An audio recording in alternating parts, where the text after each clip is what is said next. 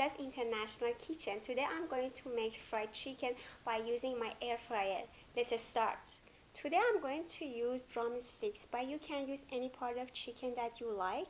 I've already marinated my chicken in spices and buttermilk overnight. To marinate 4 pieces of chicken, you need to use 1 tablespoon of the following spices: onion powder, salt, garlic powder, chili powder, and paprika.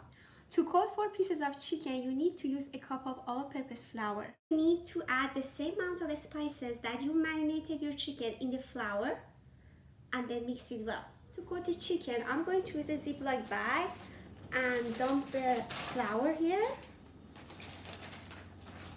Now I'm going to use a paper towel. I'm dabbing it to get rid of extra buttermilk.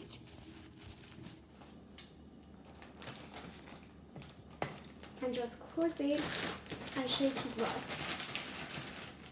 It's ready. I'm going to take it out. As you see, it's coated really well. I'm going to place them in the air fryer. You don't need to make it crowded because you want to have a crispy fried chicken. Now they are ready. I'm gonna use some cooking spray. A little bit, just coat them. Okay. Now I'm going to put it in the air fryer. I set the temperature in 350 for 30 minutes. And after 15 minutes, I'm gonna come and look at them to see how they are doing. It's been 15 minutes. Let's check them out. Yes. The smell is so good.